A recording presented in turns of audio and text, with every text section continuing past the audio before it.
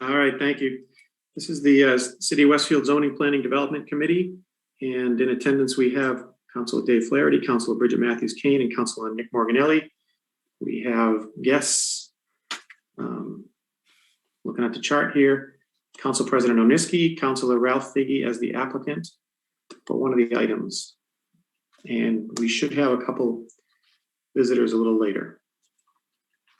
Okay, so Bridget, I'll take the notes. Okay. Oh, I'm used to having a scribe. Oh, you're special.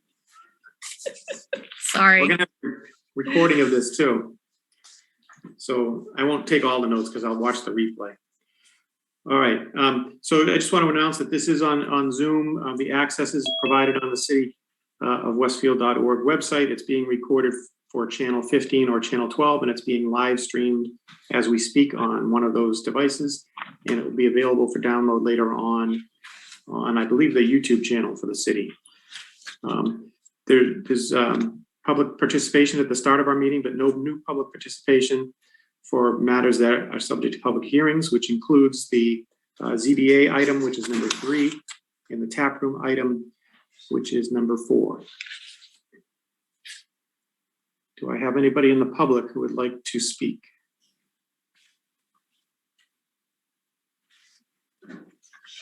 Doesn't.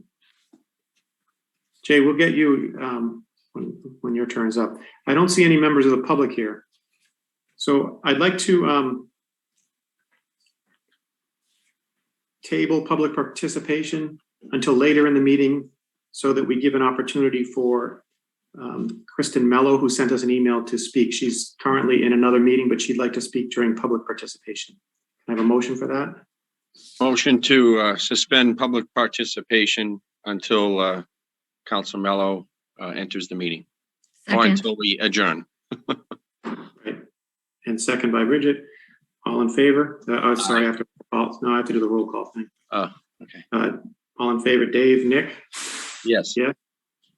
Bridget, yes. Yes. We had not. Okay. Item number 2 is approve the minutes of the prior meeting. Those minutes aren't finished yet, so I think we can skip number 2 and move on. Okay. Item number 3, zoning boards of appeals submitted a petition for a zoning amendment at section 220, 340, 50, 110, 120, and 430 relative to residential kennel restrictions, particularly the lot area, and the idea is to give more discretion to the special permit granting authority. This item hasn't been referred for public hearing yet, so that's one of the first things we have to do. I think it came in at the end of December, and we were kind of uncertain who was going to take it and then what the roles would be, so we kind of let it roll into the new year, but that's one of the things we have to do. And here to represent the Zoning Board of Appeals is Mr. Jay Vinsky, the city planner. So Jay, why don't you take it away and give us an overview, and then we'll make a motion. Okay. So real quickly, fairly recently, the ZBA has been approached with at least a couple applications for variances for people who wanted to have 4 dogs. 3 is the max currently, and 4 requires a kennel license, which is a special permit through the planning board. And it's only allowable in the rural residential area of the city. And the ordinance says you need 60,000 square feet as a requirement, 1.5 acres. And both of these applicants had less than that. One was like 54, 50, whatever. And the other one was, I think, much smaller. But I think a lot of pandemic pups, people wanted 4 dogs instead of 3. The only route around the ordinance would be a variance for the lot area, and the ZBA rightly does not like to give out variances. And they didn't in these cases, but they felt the ordinance was, since they have to go to the planning board anyway, the ordinance was too restrictive, and leave it to the planning board to decide lot size on a case-by-case basis, I guess. So that's the gist of the motivation. And then there's some other things in the language that cleans up some terms that are inconsistent throughout and just makes it a little cleaner. But again, it hasn't been through public hearing yet, so it's probably first step before we delve into it too much. Does it address any of the issues that we had over at Zubers? It Some of the does definitions? in that because there was some uncertainty about the language, because I think one part of it referred to pet kennels, another referred to just kennels, and somewhere else was commercial kennels, and they're all maybe the same thing, but they're written over decades and different words were used. So that created some of the confusion at the Zubers interpretation, really. Yep. So this seeks to get rid of streamline all the language so it's consistent. Bridget or Nick have any questions? No, I think, oh, I'm sorry. Yeah, go ahead. Thank you, Mr. Chairman. I know we dealt with this with over by Zubers there with, there were all these questions came up about kennels. So I'm interested in the public hearing and see what comes out of that and the language, but I don't have any specific questions right now. Just a comment that, if somebody has 4 dogs, I don't think there's anything wrong with having, 4 dogs if they have, if they take good care of them. I think the issue is when someone has a lot of pets and they don't take care of them. I mean, people go into homes where they have 20 cats and there's feces all over the place. So, I think the square footage, like as Jay Vinsky said, that's not really something that's going to accommodate most people. So I'm interested to hear the language and see what comes out of it. I think it's good that we look at these things, and when we find something, sometimes it needs an amendment, and sometimes situations bring it about that it needs an amendment. So that's actually why I brought number 7 to the council. That's on our item number 7 tonight on the agenda. So I think it's good that we look at these things and we can make things better, make the quality of life better for people in Westfield. Great. Okay, Councilor Matthews-Kane. Well, first, a point of order, will it come back to ZPD after the public hearing? It will?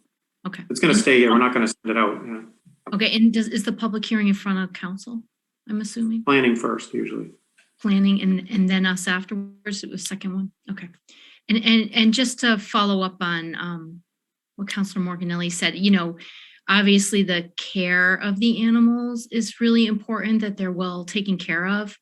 But I know, at least in my ward, another big consideration would be how loud that might be for the neighbors. Like 4 barking dogs could be really loud. I do have rural residential that's right up against some other areas, and it could be really noisy. So I hope we take that into consideration as we're making this decision. Thank you. Yeah, great. All right. Someone want to make a motion to schedule public hearings and refer to planning? I make a motion to schedule public hearing and send to planning. Second. Okay. And roll call. Councilor Matthews-Kane. Yes. Councilor Morganelli. Yes. Councilor Flaherty, yes. Okay, so I'll let Karen know tomorrow that we're going to do that in case she wants to get it out, because there's certain lead times that are required for public hearings, and waiting till next Thursday might, cause us to eat another week or something. So I'll send it to her tomorrow just so she knows. Okay, item number 4 is a petition for zoning amendment submitted by Councilor Figge related to allowing tap rooms in Industrial A. And Councilor Figge is here to discuss it as the applicant. Evening. Go ahead, Councilor Figge. This is a rehash of something that you previously had done. I stated on the floor that it got bogged down in committee. It definitely was not ZBD. You guys are very expedient and you put it out in a timely manner. So I hope nobody was offended by that statement on this committee, because it wasn't directed to you. We're basically going through this once again because the time clock expired and we weren't going to be able to have 2 votes on the zone change within the 45-day allotted time period. So that's why we're back. Nothing has changed on this, except there's a lot more information about licensing and how that is played and how that, and previous, I didn't think that there was much local control over the license. That was all through the ABCC. However, I found out that, in fact, our Westfield Licensing Commission is the first step after the application. And if the application is denied by the Westfield License Commission, it would not even go to Boston. The Licensing Commission would hold a public hearing. It would notify abutters. It would have a 14-day advertising period. It would take in public comment from residents and in making its decision. So there is a big, in my opinion, there is a locus of local control. Some people were saying we should do site plan through the planning board, which would just be a duplication of everything that was going on through license. And if I'm a business, I don't want to go through 2 hearings of the same thing. It's just time consuming and it's expensive. So there is all of that going on. So the planning board in their voted 6-1 in favor of tap rooms by right. The last time it was 5-2. So I think with the added explanation of the Westfield role of the Westfield License Commission, it swayed one of the votes. So basically, if you have any questions, I'd answer them. I don't want to bore you with a long dissertation. We did have a public hearing. And like I said, this is the second time through. Okay. Councilor Matthews-Kane, do you have questions for Councilor Figge? I have questions, but I think they'd be, can they be answered by either Figge or Javinsky? Sure. Okay, I managed to have more questions on the second round than I did on the first round. I don't know how I did that. More time to research it, Counselor. Yeah, more time to think about it. Are there limits on how many bars we can have in the city of Westfield? There is a limit on the number of alcohol licenses that can be issued, yes. And that is what was based on how many sales for marijuana we could have, was based on the number of alcohol licenses. Okay. And who sets this limit? The state. Okay. How many restaurants have liquor licenses? I have no idea. Who I sets? don't know how many. Is there a limit? Let me rephrase that. Are there a limit on how many restaurants can have liquor licenses? Yes, because if there's no license available, you can't have one. Okay. And the state sets that limit as well? Yes. Okay. Is there a limit on how many of these tap rooms that we can have? No. No. So they're potentially unlimited. Correct. Okay. In Westfield, what zones can you serve liquor? What are the limitations currently? Jay, you want to take that one? Yeah. Yeah, I think the business zones, downtown, obviously. I think that's it. Business A, business B. I don't think commercial A. Although Industrial A can, Jay. restaurants, yeah. I think the city has interpreted alcohol as part of a restaurant use if it's accessory to the restaurant. So anywhere a restaurant can go, I think there's been an interpretation that, at least under zoning, that it's not considered separately, but a bar room that was the principal use was that is more restricted. Oops. Apologies, that's me. Sorry. And so you can have a liquor license adjacent with a restaurant in industrial A already, Restaurants are allowed in industrial A. and you can have a liquor license in industrial A if it's According with to a what Jay restaurant? just said, yes. Okay. Okay. Are either bars or restaurants that serve alcohol allowed near schools or playgrounds or churches? Are there any limits on that? There used to be a zoning 500 foot, even if it was a limit or a notification, special permit or something, that kind of copied what the License Commission does when I think they consider those distances in their review. They do consider. But as far as zoning, no, it's not not Okay. codified and zoned. Okay. So in what ways do the license commission and the planning board have different powers when approving a tap room? I can't really speak to the license commission's criteria, but I know they do public hearings, and I know distances or schools and churches are something that is what they looked at. Can they do any of the things like a site plan approval? Can they talk about like, oh, you're going to have to move your driveway, or you're going to have to put up some bushes, or you're going to need a fence, or you're going to have to think about traffic flow? Is license allowed to do any of those things? Not planning, but the building inspector would take that into her consideration because they have to go through her for the occupancy permit, and that would all be taken care of there. Would building have a public hearing on those issues? No, Not to my knowledge. No, they wouldn't, right? no, building would just ensure compliance with the ordinance, so that if the ordinance says you need 18 parking spaces, they would. But if, let's say there was a hearing under license for a tap room, and neighbors came and said, we're fine with this, but we need you to move this driveway. Would license have the ability to enforce that to happen? I don't know enough about the license commission's powers. I don't want to speculate either. Well, it's hard to come to a decision when I don't have that information. Okay. And again, and I talked about this in front of full council. So I was in Hudson, and there was an ice cream micro creamery, and they served ice cream until midnight. And they make the ice cream there and they serve it. So would that go in front of license? I think the answer is no, correct? I think that goes to health department. the food Right. And service. health department have the ability to have any public hearings at all? I don't think it's a requirement of it, but I think they do have public hearings if people want to come in, but it's not a requirement from what I understand. It's not a requirement, so it wouldn't have to happen, correct? Let me just say, in that case, under zoning, I think that could be considered a restaurant, which is a by right use in industrial A anyway. So,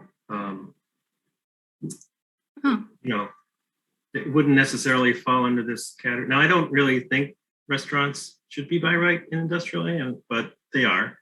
They are, So okay. those food types of things could fall under that category, whether they're principal uses or accessory uses. And the other zoning piece is, there's something in the zoning called a site plan approval, which is not discretionary, but if you're increasing traffic by more than 25%, or employees or tenants, that would trigger a site plan approval before the planning board, where they would have a public hearing, kind of like a mini special permit. They would have a public hearing and look at the site and, things like lighting and buffers of driveway locations. Those could come into play if there's a significant increase in something like traffic. So I guess I'll use my ward as an example. So I have industrial A up along the river by Sackett Street, which DPW wants to sell. And somebody buys that and wants to put a brewing place and serve. No, and residents are concerned about the driveway, the traffic flow, the lighting, the noise. If someone's building something new, that's pretty much guaranteed for site plan approval anyway. Okay. That's going to be before the planning board. If That's they're good. moving into an existing building, even if, and they're not planning to make any physical changes, having traffic increase by that 25% threshold would also trigger site plan approval. So the board would have powers to require a fence or buffers or lighting types of things. Okay. How do we measure the 25% increase? Like if it hasn't happened yet? Well, it's part of the, when they're proposing their land use, it's one of the questions on their initial zoning determination form that the building inspector reviews. Okay, So she would probably make that decision based on what they propose and or what they say that is going to happen as to whether to send them to planning board or not. okay. So can I repeat? Can One I of my read? guesses on that, Bridget, is the number of parking spots. If the number of parking spots is increasing, that would indicate that the traffic flow is increasing, and that would trigger the site plan. Okay, can I repeat back some of what you said so I just have this clear? You're saying that if it's like it's an ice cream place, it would go in front of Board of Health, but it's a by right use anyway, because restaurants are allowed in industrial A. Yes. Okay. And I think, okay. And then my only other, like, I guess sometimes I get confused by the word by right. Like, if we're going to let the tap rooms do it by right, can they still be denied? I would think they would be able to be denied. If you fulfill all the requirements, parking, etc., and it's by right, no, they can't be denied for the use.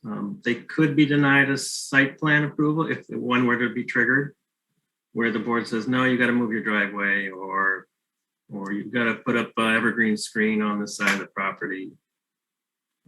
Those types of physical mitigations, I guess.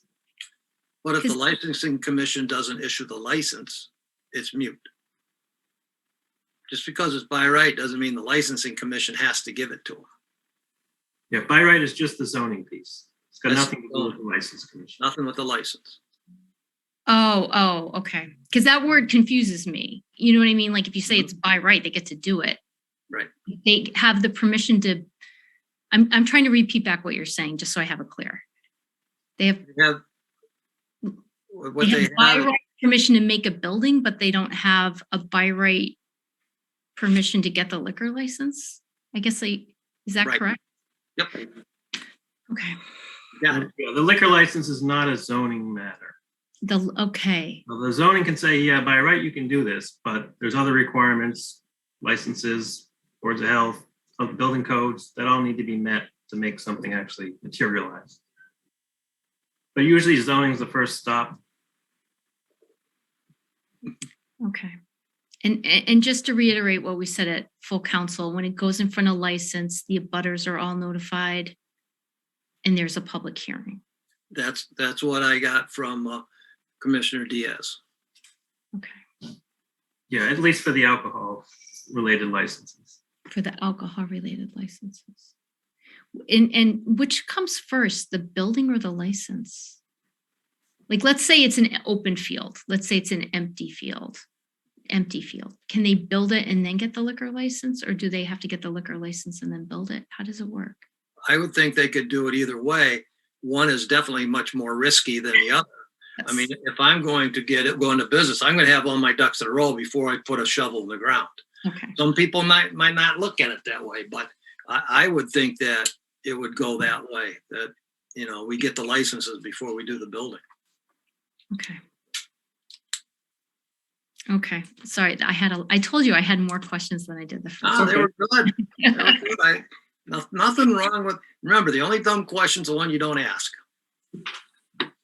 So I just want to follow up before I hand it over to Nick, but I think it would be interesting to look at statistics from the License Commission and see how many licenses they denied based on public feedback. That would be kind of interesting. I can't recall any. Certainly none that have made any headlines. So maybe we can ask for that from the clerk or from the License Commission to see, what the approval and rejection rate is, because that might give the public some sense of what the odds are that their input will matter in a thing like this. Yeah, I can follow up on that and have that information when it comes to L&O if you'd like. And also, Bridget, I'd like you to repeat your question about, can license commission dictate driveway, et cetera? What was that? If the residents have concerns with bushes, noise, driveway placement, traffic. Residents. I'm going to use the word abutters. Butters. 'Cause I think My gut that- feel is that they can't control the building and the footprint, Mhm. but they could control things like hours and who can be the owner and who could be the manager, that kind of stuff. But That I all- guess they don't control the footprint. Okay. I'll double check on that, but I think you're right, Dave. Okay. All right, Council Morganelli? Thank you, Mr. Chairman. Yeah, and I was going to add to what you said, and also maybe the reason or reasons why they had denied things in the past. If, like you said, you don't remember any, but somebody out there remembers one, or there's a record of that. Now, there's a question for Jay, I guess. The Zoning Board of Appeals, they can put a condition on anything dealing with this with the project, right? And it So can the be ZBA probably wouldn't be involved unless they were looking for some special exceptions in zoning. Okay. The site plan approvals go through the planning board if it's something significant enough to trigger that public hearing Right. process. So, so I guess I'm trying to ease Councilor Matthews Kane thoughts and questions on this a little bit, because I think we do have the checks in place. I think, the planning board will listen to the public. They'll listen to the site plan. They'll ask questions. They'll look at all these things. And I think that's where the city councilors come in, when they hear things from residents and they can bring it to their attention. And if a driveway needs to be moved, or these different things, people generally, if it's something important in their neighborhood, they're going to speak up.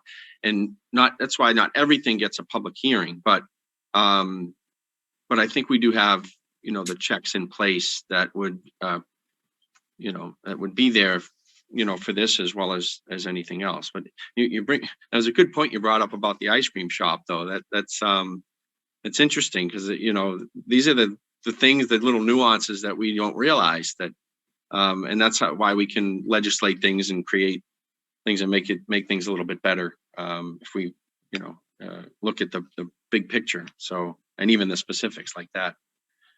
I think that's all I wanted to say. I think that the checks are in place, and I have not gotten any specific emails on the tap rooms that I can recall. So, but I'm gonna just check my email one more time. So, Okay. thank you. All right, thank you. All right, so I have a couple notes from different people. We had the public hearing, and Councilor Babinski did a long letter about this, and she spoke at the planning board. She would like to see this by special permit, and she gave lots of examples where things happened that she felt the citizens weren't able to influence the decision maker. She would like to make sure that in the future that type of thing happens, so that there is a public part of this that can deny these if the neighborhood doesn't want it, or make changes to the application to make the neighborhood comfortable and a good place to live and work. Councilor Mello also sent us a letter, and if she comes in, we'll let her speak for a minute. But she spoke during the public hearing, and she's concerned about environmental justice communities and the location of these facilities in regards to environmental justice neighborhoods, and how they might be included or not included in a fair way for decisions. I did talk to Attorney Reed today, and we are going to get a written opinion from the law department before our next full council meeting, that talks about environmental justice. And basically, the law department has determined that the environmental justice special requirements only apply to state items, not local municipal items. So if there's a NEPA review, for example, or citing council at the state level, that's when environmental justice comes in. But for local zoning inside the city of Westfield, there are no requirements to treat environmental justice neighborhoods differently. And we should get that opinion, like I said, before the next city council meeting. I have a couple of questions. I voted last time to do this by special permit, I believe, after hearing the concerns of citizens.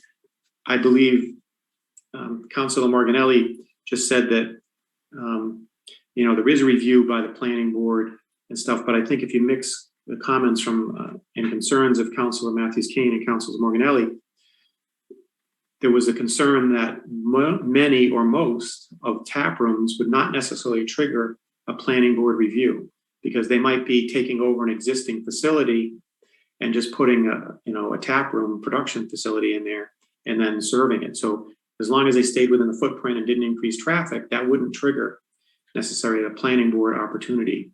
So I am concerned about that. I don't believe the average citizen knows anything about the License Commission and is not used to looking there. Maybe they pay attention. I don't know. I've never gotten a notice at my home about any license that's close to me. So I don't know what that notification process is. I've never attended a License Commission meeting. I know Councilor Beltrandi used to be the chair, so he can probably answer some of those questions. But I'm not sold on the opinion that the License Commission can do what the planning board can do. So I'm leaning towards recommending special permit at planning board for these things. But I want to hear from the group too. I also have a question about the language.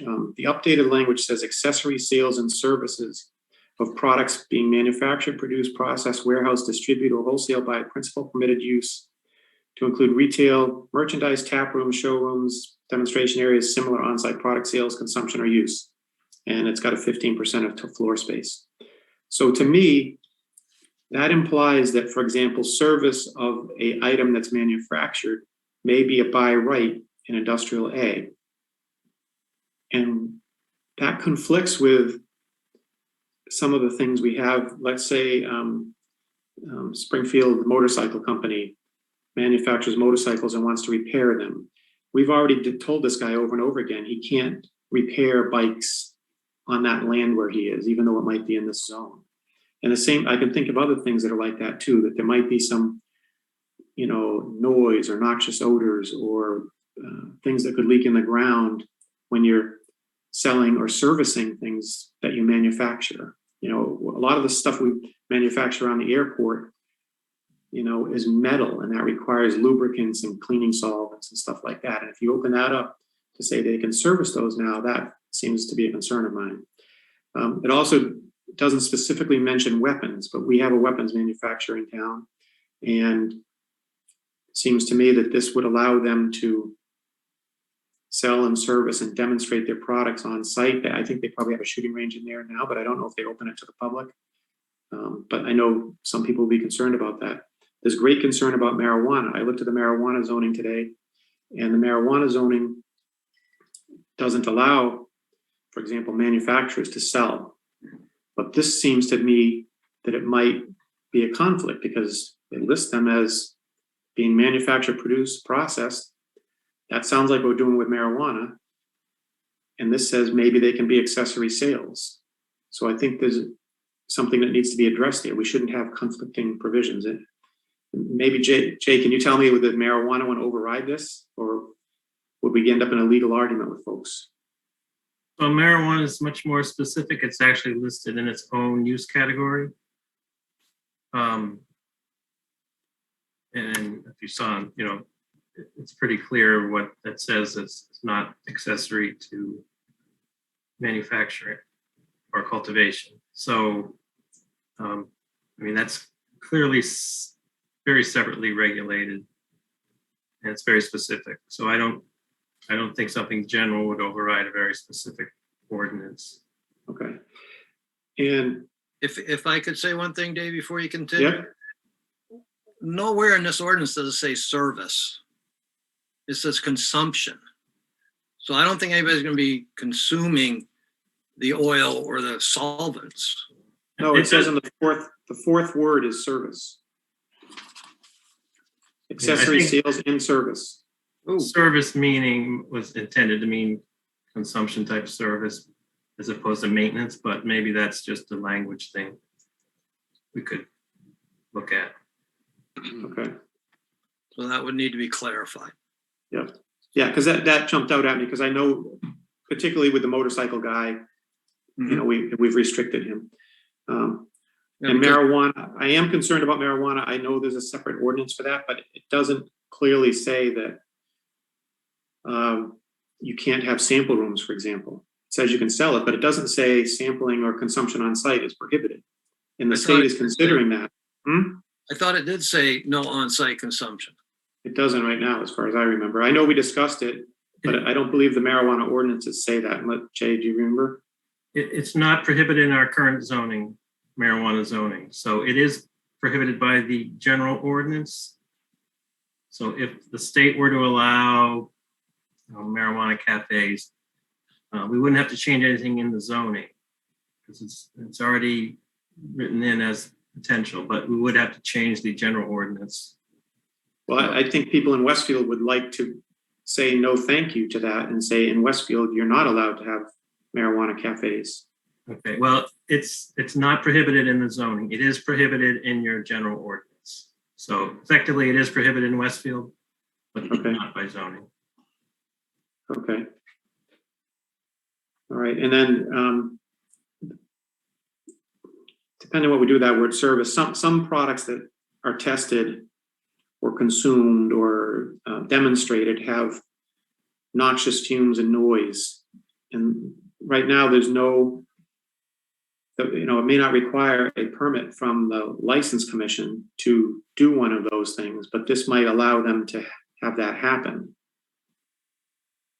So for example, motorcycles, if you queue up, 20 motorcycles and rev the engines, that's going to create a lot of noise and noxious fumes for people. And there should be some ability to, I think, have the public weigh in.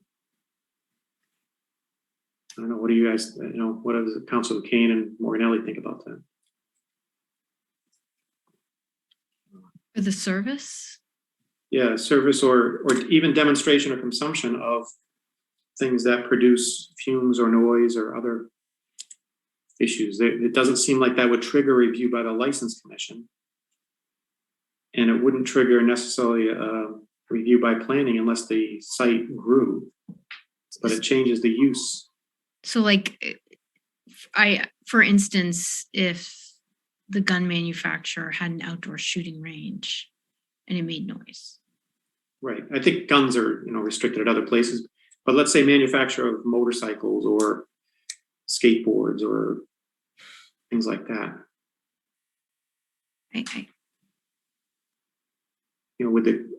I'm not sure where this public's opportunity would be to weigh in on that.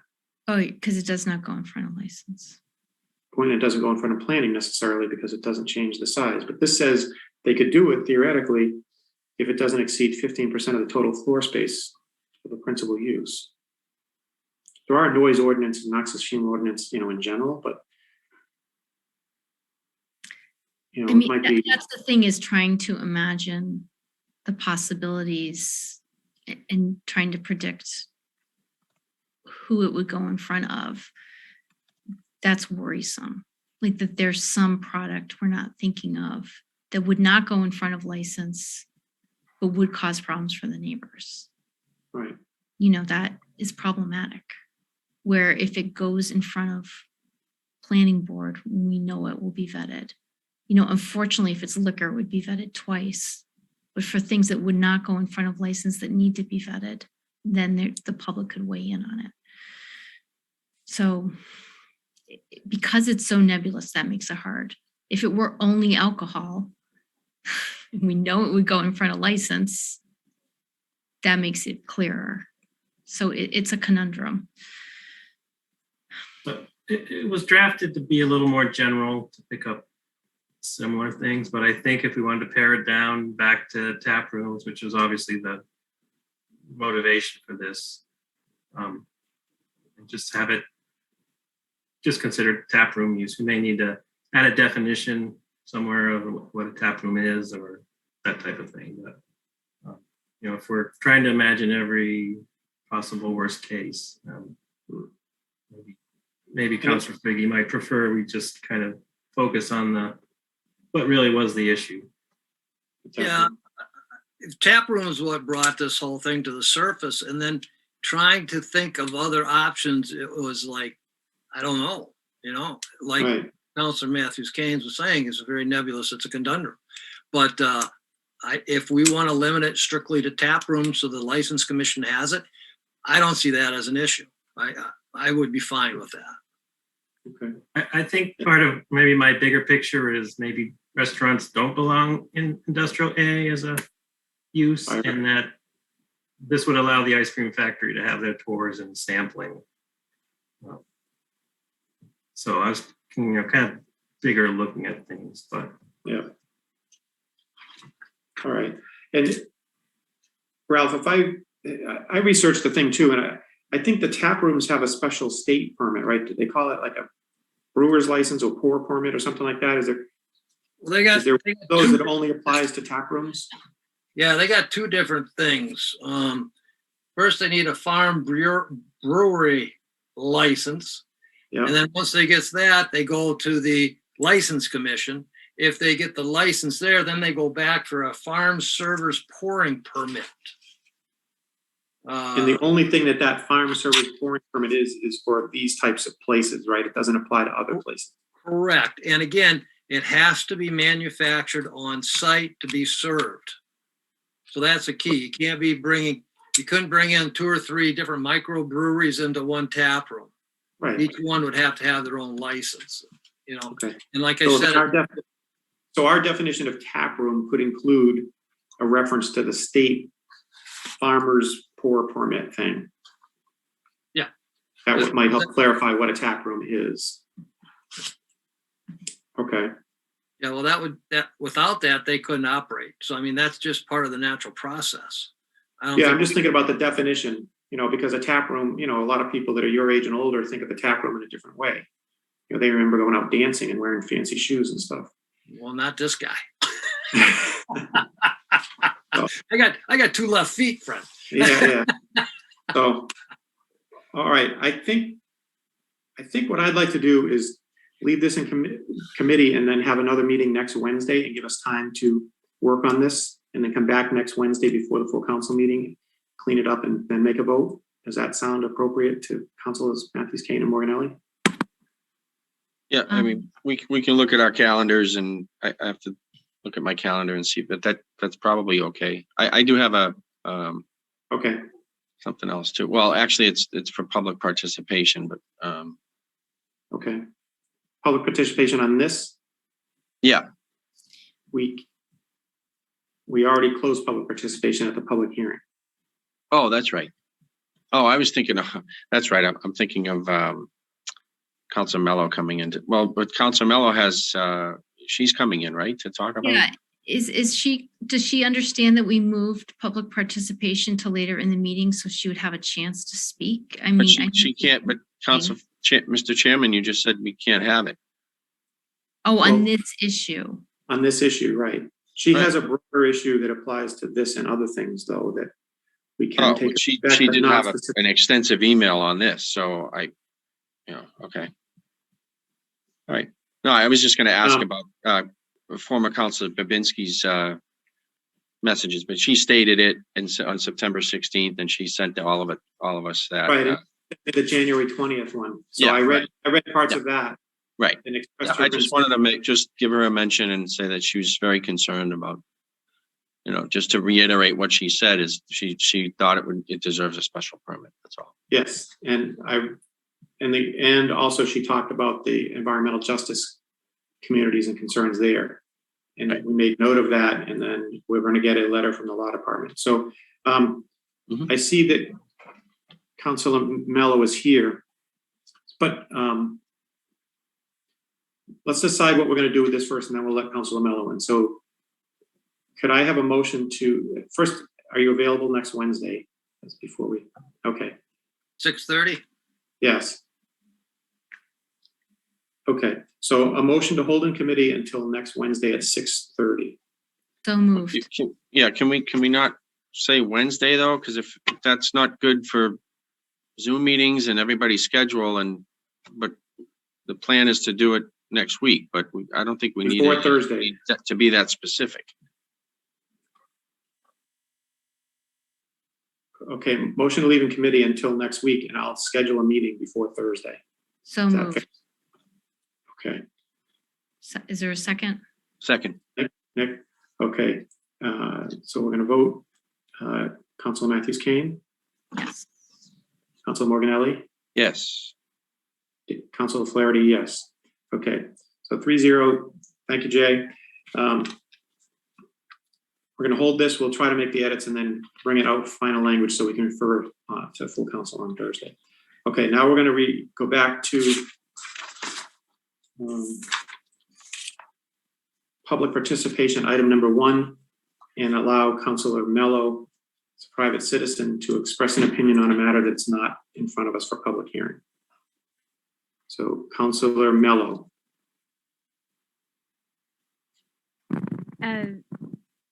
Hi, I was only going to come as a counselor to reiterate things that were mentioned on the floor that I had asked the committee to look into on the matter that I sent you the email about.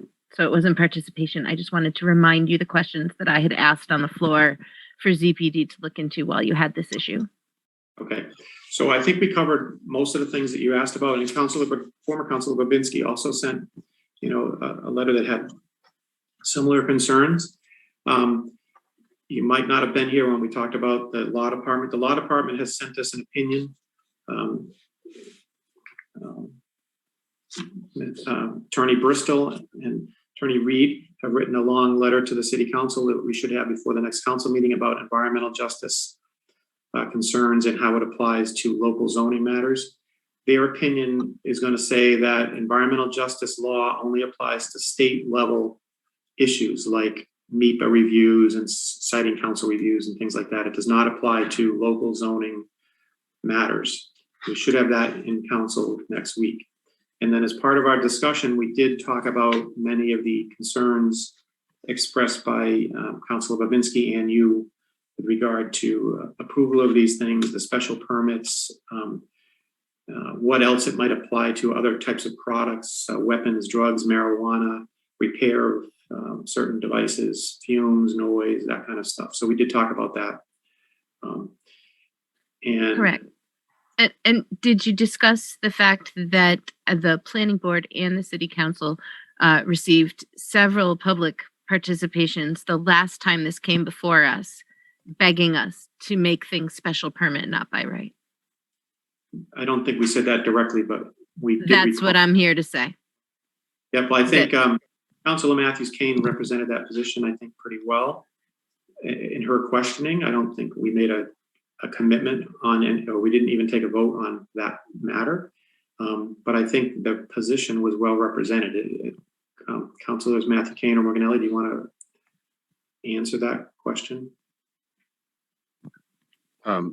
Restate the question, please. What's your specific question?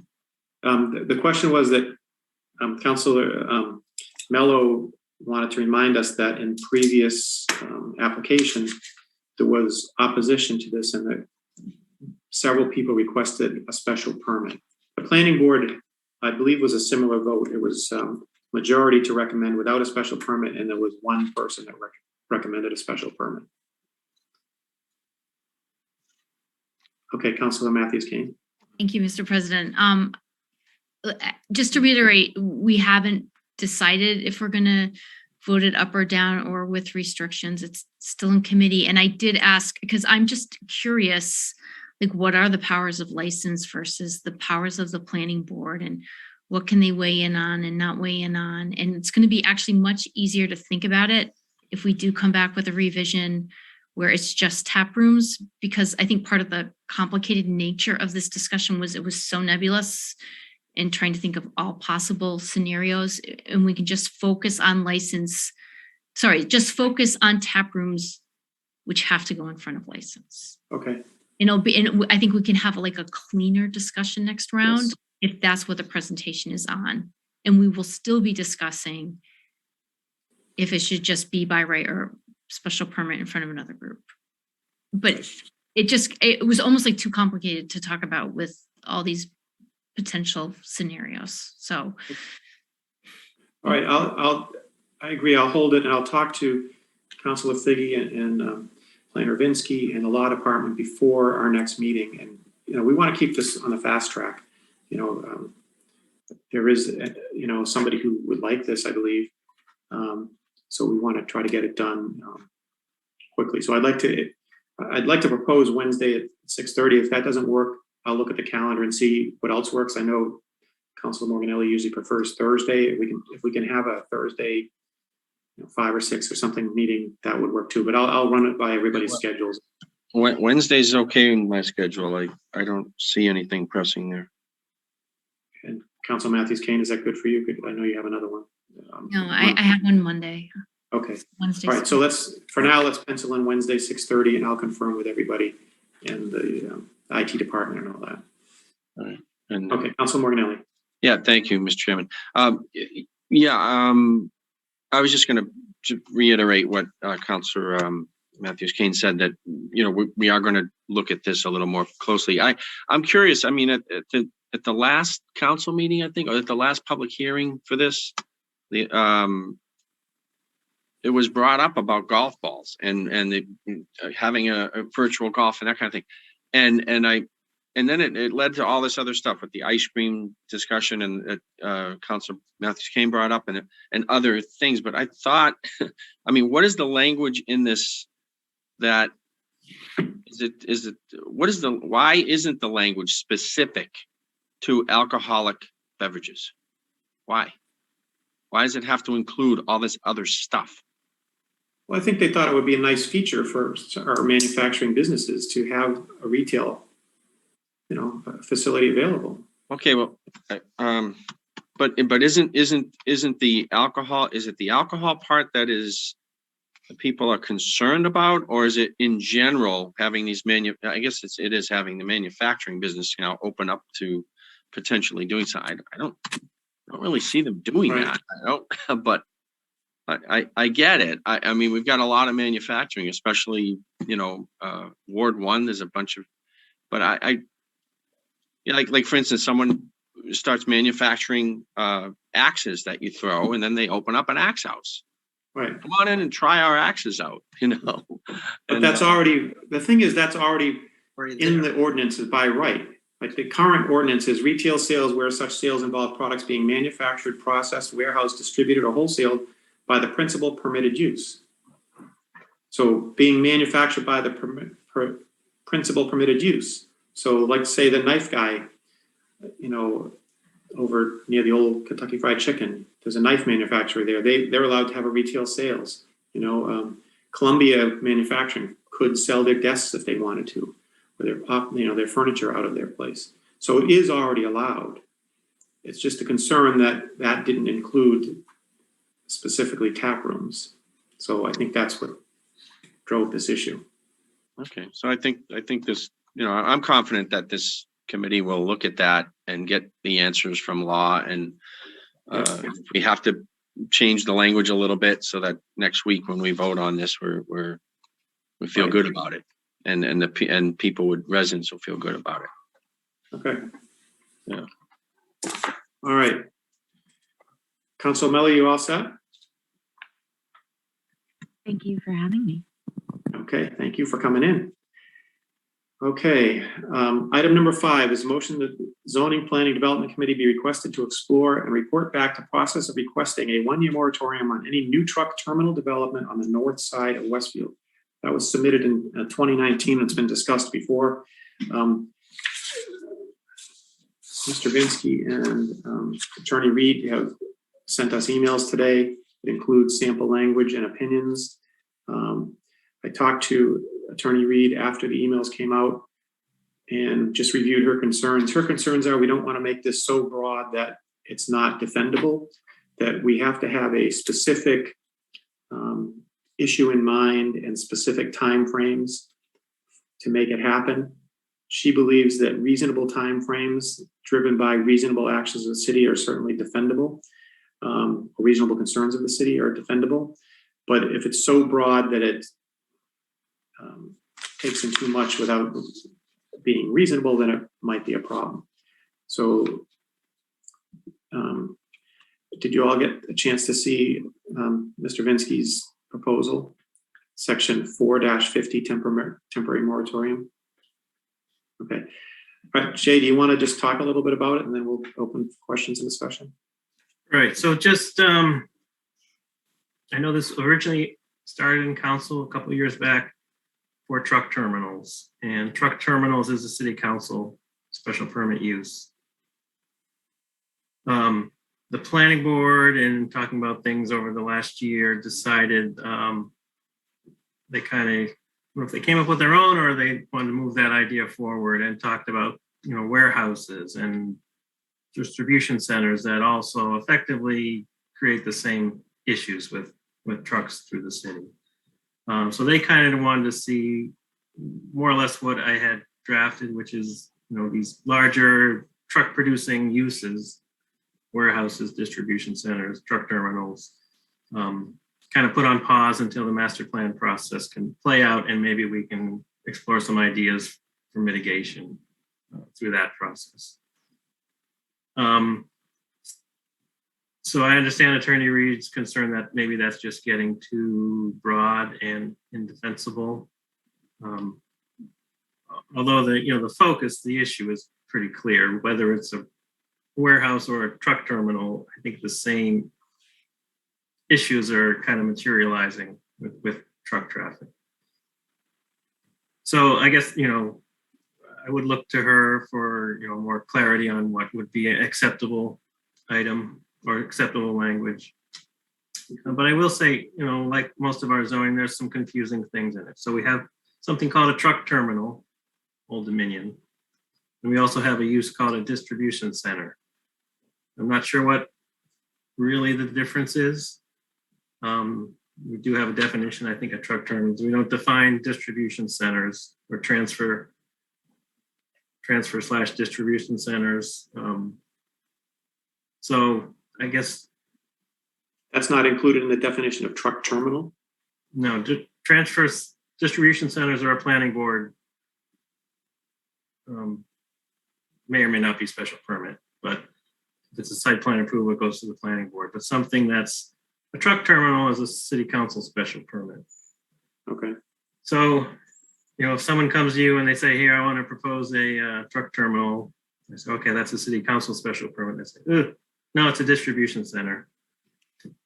I'm not really sure how, we don't clarify what's what. So that kind of complicates some type of moratorium. So that was one of the reasons to kind of have a more expanded language.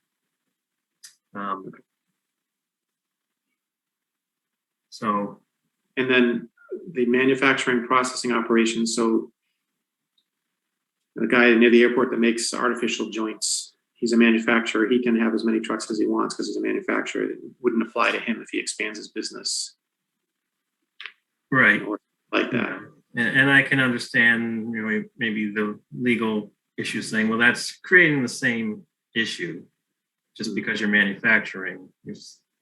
Right. Truck traffic is still materialized.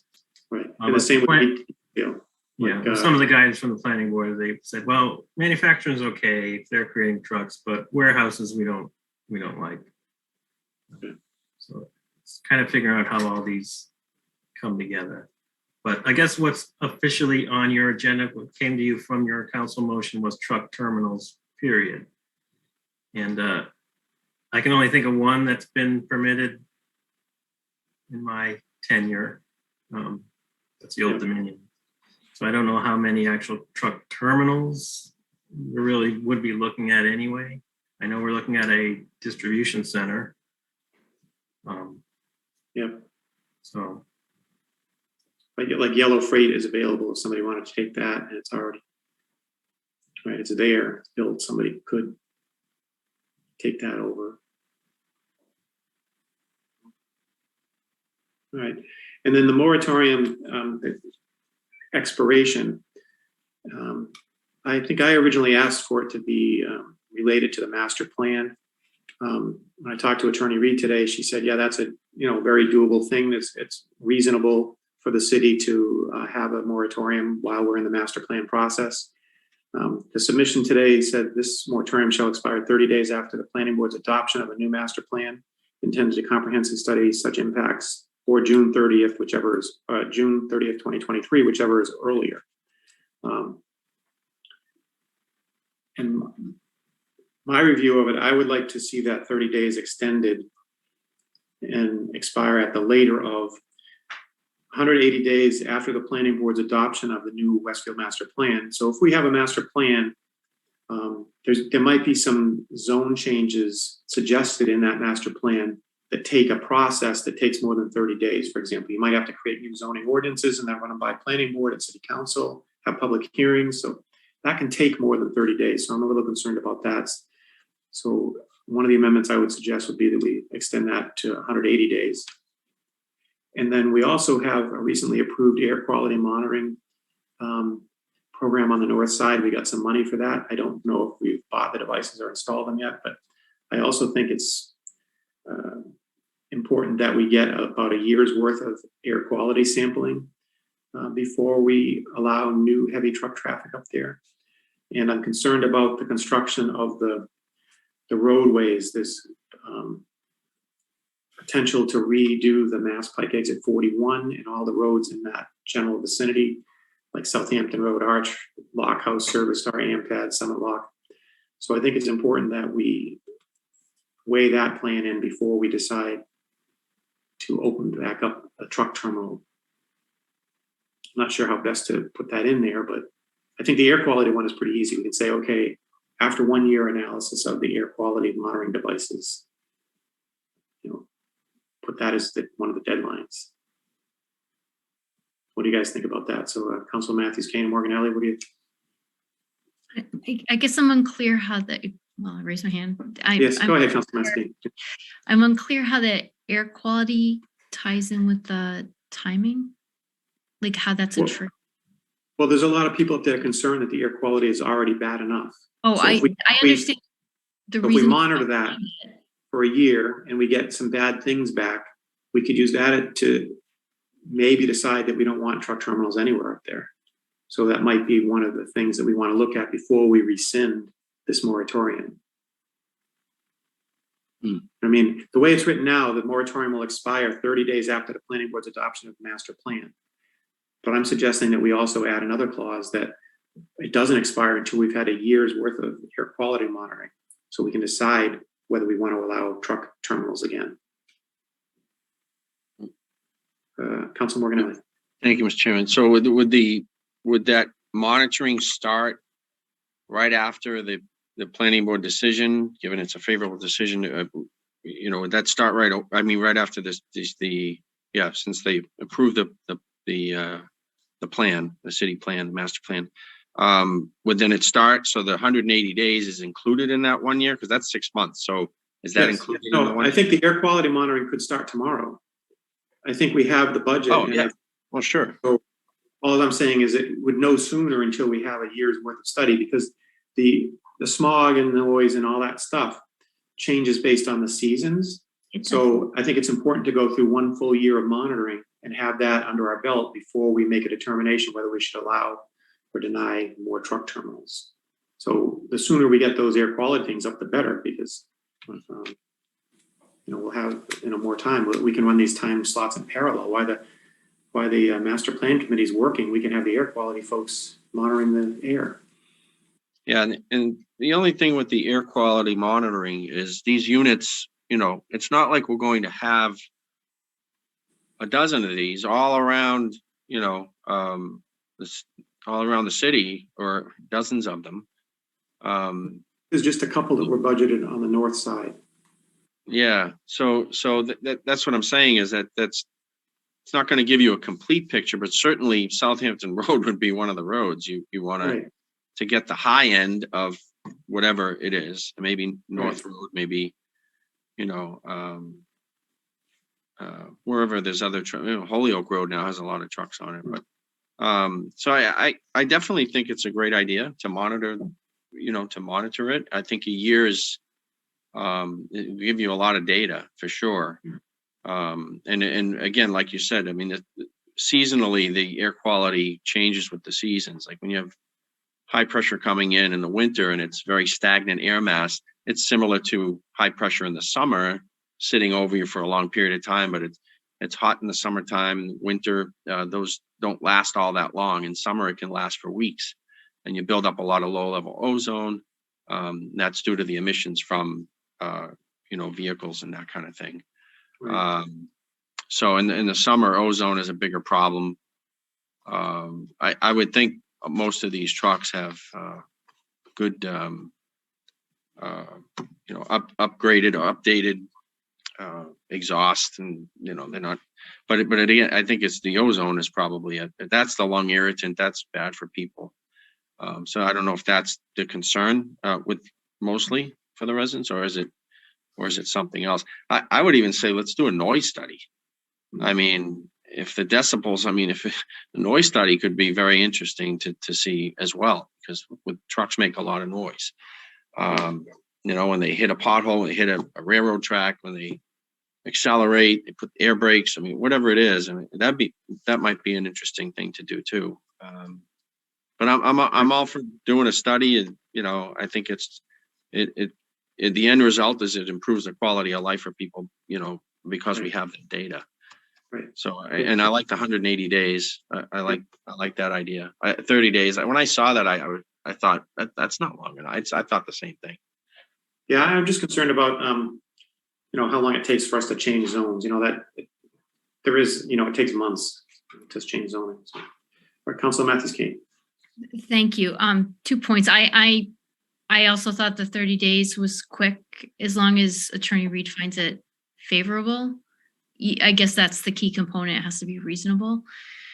In terms of the air study, first, I couldn't support that in general more. I just don't understand why we're tying it to this truck moratorium. If we get really bad results back from the air study, couldn't we just do a second new one? Why do we have to tie them together? We could, yeah. I again, like, sometimes I feel like we make it too complicated. Like, Well, just because this one say again? This one would automatically expire. The moratorium would expire. So Yeah, I was but trying to make it so it wouldn't expire. it seems like the study would be done within the year.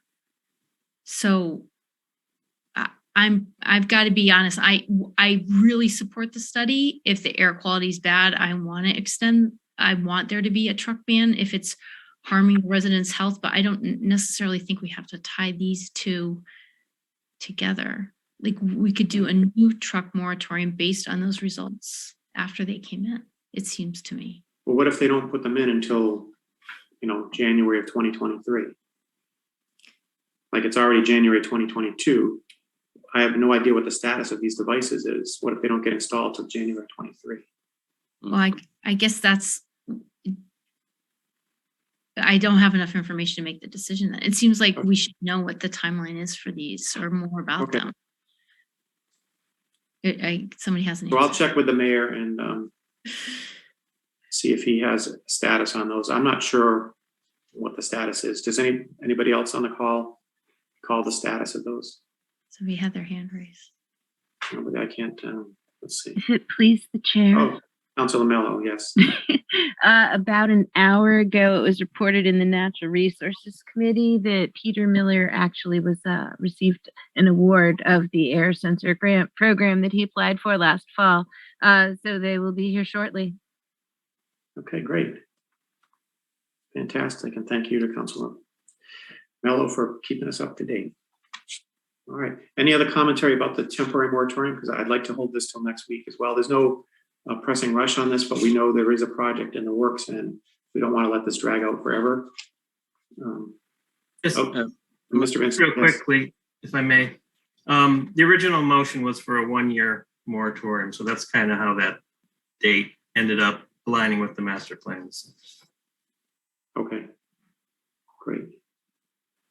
Okay, is there a motion to hold this till next week, Councilor Martinelli? Motion to hold in committee, hold item number 5 on the truck moratorium in committee. Second. Okay, roll call. Councilor Flaherty, yes. Councilor Matthews-Kane? Yes. Councilor Morganelli? Yes. Okay, 3-0, hold it. Okay. Item number 6, a review of existing regulations pertaining to sober living homes and to research and provide recommendations for local regulations for sober living homes in the city of Westfield. This came in 2019 from Councilor Surprise. Again, I talked to Attorney Reed today, and I believe she sent us all the email that discussed the items that we had before. We had talked about this in committee before. So the opinion from the law department today is that the local municipalities can't regulate these types of living facilities other than potentially related to public safety, like fire extinguishers and sealing, water systems and all that. But we can't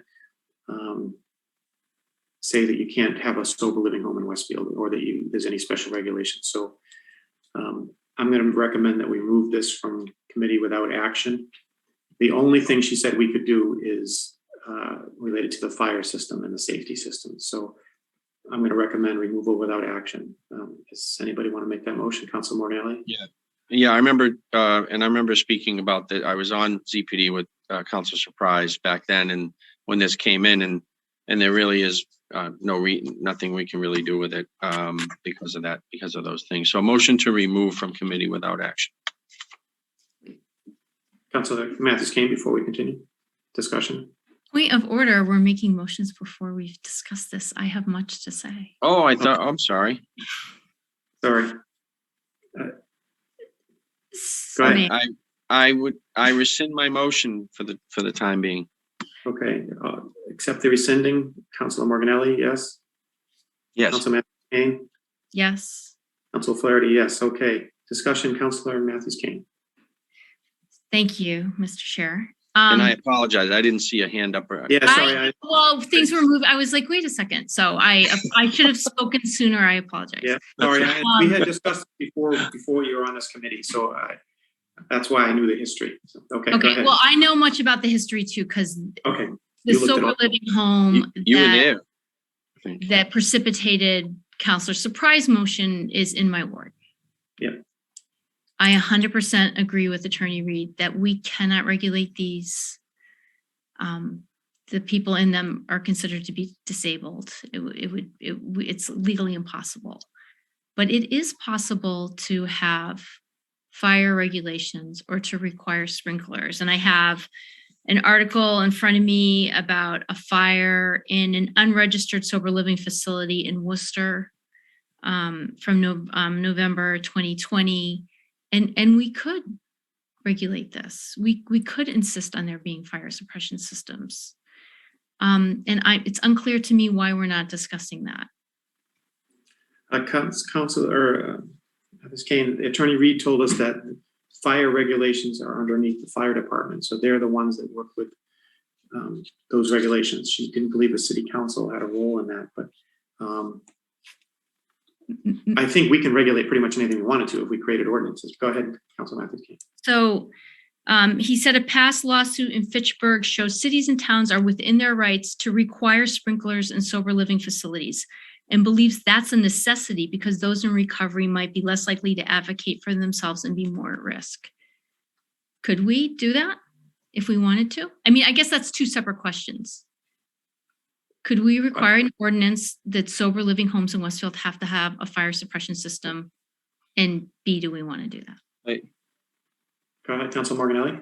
Yeah, Mr. Chairman. So is this the actual motion you have listed on the agenda, or is it just a summary?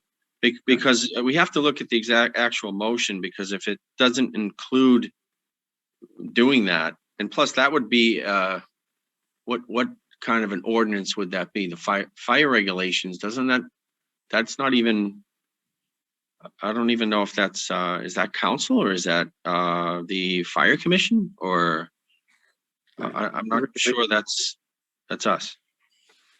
Right. So the motion was submitted was a review of existing regulations pertaining to sober living homes and to research and provide recommendations for local regulations for sober living homes in the city of Westfield. Okay, so it's to review existing, which we can review and we can come with the conclusion, but we can't. I don't believe we can't propose. That has to be another motion. What's the word recommend mean then? No, I think we can make recommendations. Sure. Send a recommendation to the fire commission, Dave, or somewhere else. Yeah, I think Councilor Matthews has a good point. I mean, we should look at whether we can regulate it. I mean, we can certainly create ordinances for just about anything in Westfield. Mm-hmm. But I believe Councilor Reed's opinion is that it was a fire department issue, because there are already fire regulations for buildings that have certain density in them and, you know, renters and stuff like that. Okay, Councilor Matthews King. Could we make additional ones? That sounds legal to me. Her point is true that there are already many regulations, but that doesn't mean we can't add regulations. No, but I don't think we can discriminate based on the type of resident in the building. That's part of the issue. So if the building has, 10 people and 100 square feet, that's a certain density, we can say that applies to everybody, I believe. Okay, Councilor Matthews King. Can we ask Attorney Reed to research laws in other communities? It looks like Fitchburg has one. I'd be Okay. curious to know, and I'd prefer if she researched it.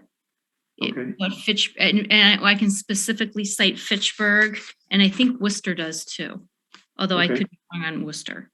And I'm curious what other communities are doing. This is Okay, the that one would be thing we can perfect. regulate. Perfect, okay.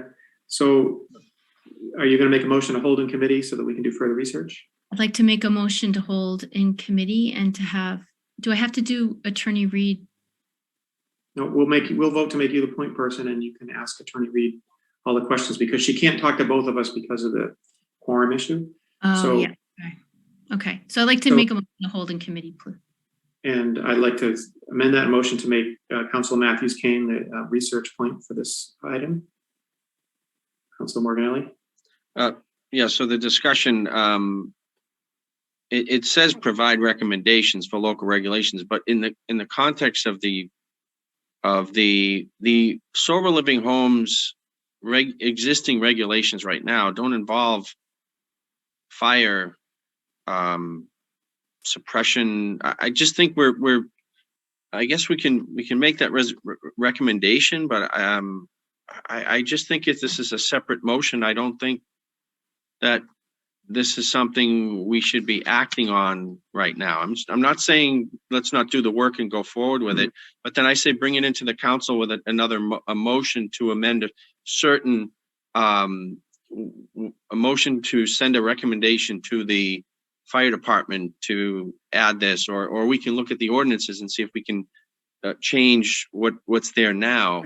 But I don't think the current and I don't have it in front of me, but Yeah, the no, current- it says, I think, Nick, it's broad enough that we can allow Councilor Matthews Kane to do research and come back to us with recommendations. And then one of her recommendations might be that we resubmit through council or that we recommend the fire commission do something or the planning do something. I think that's perfectly acceptable. Okay, well, Mr. Chairman, if you, then I'll second it. Okay, roll call. Councilor Matthews Kane, Yes. Councilor Morganelli, Yes. Councilor Flaherty, yes. So we're holding in committee. We're going to make Councilor Matthews Kane the point person, and we'll add it to our next agenda and keep it on our agenda until you're happy with the action. There's no time pressure whatsoever on this one. It's been around for a while. Okay, item number 7, discuss goals and action steps related to the following motion that an ordinance for home occupation and home businesses, section 5-100.1, be reviewed and amended. It came in from Councilor Morganelli, and Councilor Morganelli sent us a markup today. I'm not sure we can complete this today, but I think your No. intention to have us discuss it and bounce some ideas off. So I'm going to hand it over to Councilor Morganelli. Yeah, and I'll thank you, Mr. Chairman, and I'll also say thank you to Jay Vinsky for hanging around in case we have a question that only he can answer. So let's just review. So on the city website under zoning is where you find information on home-based businesses. So there's home occupation and home-based businesses. So the home occupation, and I talked to Jay about this. The home occupation part and the next section are the home business part. There's some redundancy in there.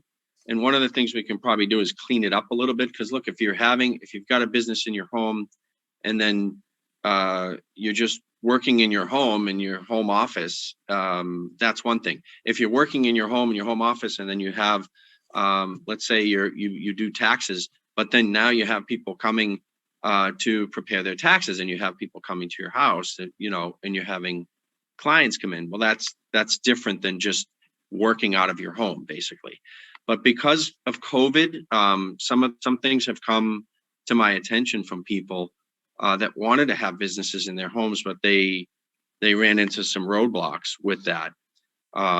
because of different things. So just going through the highlighted things, and I'll just make this quick. So the definition, it says retail or wholesale supply shop or store, and that's in both. I highlighted that because if someone made something, if they were a crafter, they made nice cutting boards, or they did some metal work, or they were an artist and they had paintings and they wanted to sell them out of their home, why can't they? That's something that if someone lost their job because of COVID and they wanted to sell, they were really talented in a certain area and they had this ability and they wanted to start, it says that that's something that shall be specifically excluded from this. No customers, clients, students, or pupil on-site visits. So the first one, basically, you're in your house and you're working by yourself and you're not having anyone come. That's basically what that's saying. So let's go to section 5-100.2, home-based business, because it's the same things are in here. So it says excluded are clinic, veterinary, hospital, restaurant, retail, or wholesale supply shop or store. So it says retail, supply shop, or store, that you can't do that in your home-based business. So I'd like to see that changed. I know that would please the people who have spoken to me. Item C6, not generate an average of more than one delivery pickup vehicles per day. And so it talks about deliveries and that kind of thing. In this, you could have someone that has a pool and a patio and they have weekend barbecues at their house and there's 20 cars there every Saturday and no one can say anything about it all summer long. This is a business that might have one or two, maybe a few cars, and maybe they have an event like, I'm going to have an art gallery show. Come on over on this date and let's see what I have and you can purchase my artwork. I don't see why that can't happen. And it's got specifics in there about box trucks and how big things can be. Item 7, C7 on the ordinance, it says any noise or traffic. So it should not generate impacts which are inconsistent with the residential neighborhood, nor produce any noise or traffic. So that pretty much says it has to comply with what that that neighborhood has already.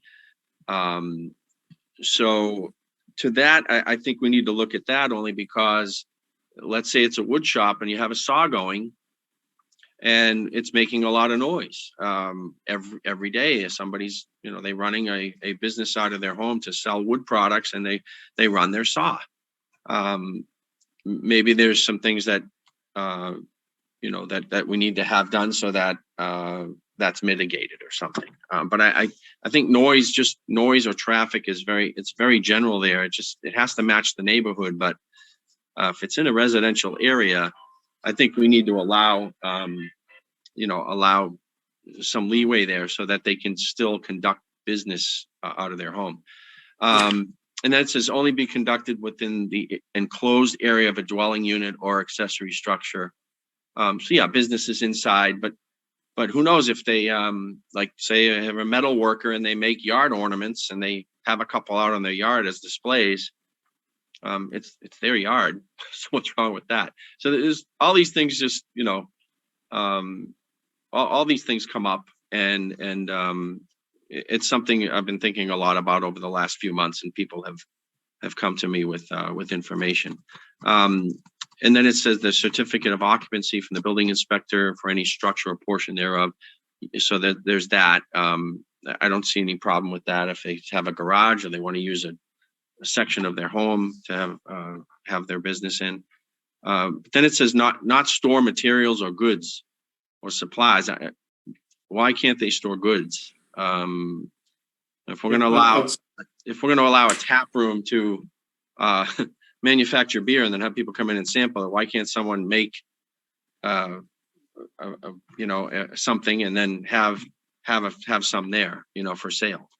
So I think that's why that's in there. I have to talk more with Jay about this, so maybe Jay has a comment about that one. And then number 13, the last one, is just signage. And I did talk to Jay about this too, and it just can't be a big sign. And they only allow like a 1 foot by 1 foot sign. Obviously not going to put a lawn sign, a big sign out there, neon in a neighborhood. But I think, you know, 1 by 1's kind of small. I don't know if maybe that's something we can address, but I don't really have a huge problem with number 13 as long as people can have a sign so that when people, you know, they have an address to go to if they're going to go there, and that's it. All right, I have comments, and I was around when this thing was created, so I'm going to express some opinions and some Oh, I history. was too. Yes. Yeah, but let's go to Councilor Matthews Kane though first before I weigh in. You can weigh in first. Okay, so I was around when this was created, and it was a concern, you know, in some neighborhoods that you know, the traffic in their neighborhood or the character of the neighborhood was being changed by having businesses in the residential area, and there was also a desire to have businesses in the core district and other places where businesses are allowed, business A, C, you know, commercial districts, core districts, industrial business, and that should be encouraged. We should encourage, you know, businesses to be in those areas, not be in residential area.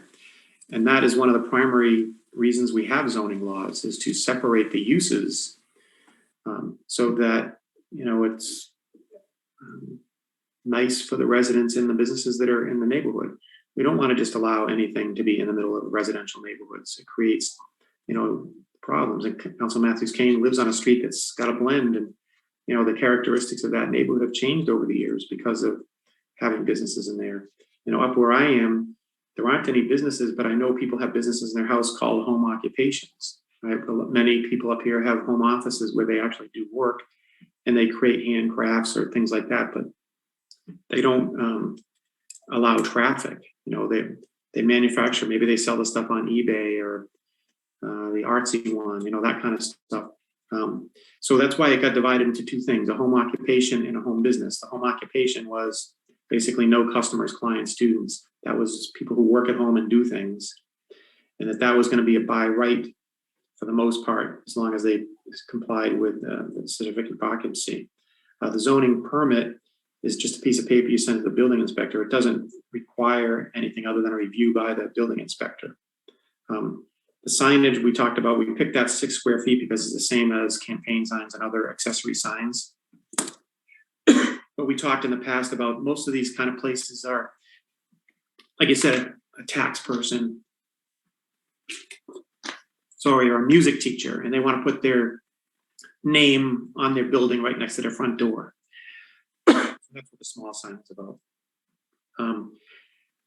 So the first one was pretty easy. Home occupation, it's rather limited. There's no change in traffic or noise or anything for the neighbors. You know, it's kind of a in the building thing. Somebody's doing something out of their house. The other one was to allow businesses to be conducted out of a house. And as you mentioned, there's people that are in woodworking and music lessons and you know, taxes and other personal legal services that work out of the house, and they might have a split thing where, you know, the house is one part and the business is another. And at the time, there were concerns from neighbors that we didn't want to make this just by right. They wanted to do a special permit. So several, you know, people in Westfield came in and talked about. They said, okay, if you're going to change the characteristics of our neighborhood by allowing somebody to sell out of their garage or out of their house or some way generate more traffic, then we want to have a special permit. So that's why the special permit language got in there. So for the home-based business, you still have to go to the building office, get the CO, get the building inspector to say things are okay, and then you have to get a special permit from the planning board to allow you to operate a business out of your home. And that gives your neighbors a notification process. They'll get notified of that special permit. They'll be able to come in and say, you know what, I don't want to have this particular type of business in my neighborhood. So that's why that was set up that way. And that's why some of these truck delivery things are in there and the hours of operation. That was all based on feedback during the public hearings when we had this come in before. I agree that we should probably loosen it up, but I don't think we should go against the general principles of why this thing is here in the first place. And that was to protect the character of residential residential zones. And we did have a couple people come in and talk to us about this. I remember there's one up in Ward 5 that wanted to do something out of the house, and it was like a Tupperware type party thing, you know, one of those people, generally that are ladies that run resale for plastic things and makeup and that kind of stuff. And they wanted to do parties on a regular basis at their house. And I believe their neighbors complained and somebody came in and talked to us at city council. But that's the only one I remember where there was an issue. And I don't know how many have come before planning board for that special permit, but I can't imagine it's a lot. I don't know. Okay, Councilor Morganelli. Thank you. Thank you, Mr. Chairman. Yeah, the one of them that I forgot, and you reminded me, and I'll make this quick because I want to let Councilor Matthews-Kane give some comments. Number 4, C4, under no customers, clients, students, or pupil on-site visits. All personal contact off premises. There's people, you know, that are not complying with that now. I don't think that's, you know, if someone is talented and they're teaching guitar and they have lessons or tutoring, what about a math tutor or something in their home? That's a legitimate thing. And you've got 1, maybe 2 cars showing up at the time of the lesson. I just think we can, like you said, and I agree with you, loosen it up. But and I'm not looking to change all these highlighted things at all. This is just the things I wanted to talk about. But number 4, C4 is definitely one. And then about the selling the materials, allowing someone to sell something. And it's not really changing the character of the neighborhood because they're in their home. They're not going to change the structure of their home, or, you know, there might just be a car showing up once in a while to buy something or to meet with the person or to have a service done. So I don't think it would do that. But I like the ordinance in general. I like it. I just think it can be better. That's all. And I think that I think you're because right. of COVID, that's why this came up. That's all. Okay, Councilor Matthews-Kane. Thank you, Mr. Chair. And I appreciate the explanation of how this came to be. That was very helpful. You know, speaking for myself as a city councilor, I have not heard from one person who wanted these loosened up. So in my area, I'm not hearing that. And be as somebody who lives in a mixed residential business district, it does change the character. And if we had even more people in my neighborhood having more people coming in and out, it would become very busy in what is already a very busy section of the city. And I would like to try to drive the businesses downtown into our commercial districts. If we're spreading it out, it all becomes diffused. Actually, businesses do better when they're grouped together. And I've been really impressed with some of the new businesses opening up on School Street, and they'll actually let local people come in. Especially I'm thinking of that Hilltown Chic, like she's selling local craftspeople. So if you want, you can go in there and try and sell her stuff. And then it's all in one area. It's in a commercial district. So based on my own experience and the fact that I am not hearing from constituents about this, I'm not really in favor of loosening it up much. I'd be willing to hear arguments on specific things. And I also think that the fact that this isn't being enforced is not a good reason to just change the rules. And I think it's important that, you know, if people can report, like, let's say somebody's having people coming in and out. And it sounds to me, Councilor Flaherty, if I'm mistaken, if somebody's having customers coming, can they switch it to a home-based business? Can they switch from home occupation? So if somebody wants to do that, if I understand you correctly, you're saying if they have a home occupation and they want clients to come, they can switch to a home-based business and get the permit, and there'll be a public hearing, correct? Yeah, that requires a fee and the public hearing process for the special permit. Yeah. But so, I think I think what Councilor Morganelli is looking at mostly is personal services or small services like piano lessons or taxes, things like that, which don't really generate a lot of traffic. And separating that from the businesses that do, like manufacturing of, let's say you make cutting boards in your garage and you sell them on weekends, that generates traffic or something. I think there's a difference, but for me, I think we don't want to have too much by right. I would prefer to have some kind of a process. But let's say, like, I have a family member who's a lawyer. he works out of his house, but his clients are all over the country, right? So how can you say anything he does affects his neighbors, right? Or the same with me. I have an office in my basement. I don't have to go to my office down on Cherry Street to do websites and software development or consulting. I could sit here at home, and people on either side of me wouldn't even know that. So I think that's one of the things that is by right. Council Matthews Kane. But those would be qualified as home occupation, correct? Right. Yep. Exactly. Yep. And they don't require anything other than a zoning permit, which is kind of an interesting thing. Because one of the things we asked about is, I think about money a lot, right? So if all of a sudden these things are a business, then maybe a portion of their house should be taxed as a business and pay twice the tax per 1,000, right? Because they're using it as a business and they're not choosing to go into a business district where they would be taxed at that higher rate. So instead of paying 19 and change 1,000, you're paying 38 1,000. Is that a fair thing to consider? And at the time we talked about that, and this, the tax people say, "Oh no way, there's no way we can ever track all that stuff," and that, that is up to the person who owns the business whether they even declare it on their taxes and try to get right off a portion of their building. There's a whole bunch of stuff that comes into play there, and it just got so complicated we decided not to even pursue it. But that is one of the differences, right? If a small manufacturer has to pay taxes to be on Elm Street, but they don't to live in their home, that might save them, significant amount of money every year. So, all right, Councilor Matthews Kane, anything else? Not right now, no. Okay. So how about, Nick, you want a motion to leave this in committee and continue work on it? Yeah, motion to leave in committee. Second, Okay, and roll call. Council Morganelli, Yes. Council Matthews Kane, yes. Council Flaherty, yes, 3-0 hold in committee. Okay, Thank you. And I'll try to have something to you in the next couple of meetings so we can yep, perfect. move it out, or it's not going to be big change. So Yeah, no, I think it makes sense to pursue this because of COVID and other things, and to be, to keep up with the times. Mhm. A lot of stuff can now happen remotely. Everybody's using Zoom and computers and internet. There's all kinds of stuff. So, all right. Can I Item make number 8 is any. Go ahead, Council Matthews Kane.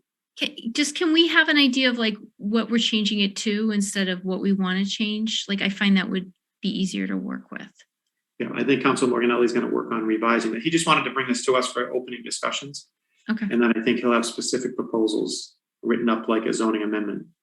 perfect. Because if we do this, we would be the applicants for a zoning amendment, and we would send it to the city, and they would run it through the city council, and we'd send it to planning board, get a recommendation from them, and then bring it back into our committee in final form.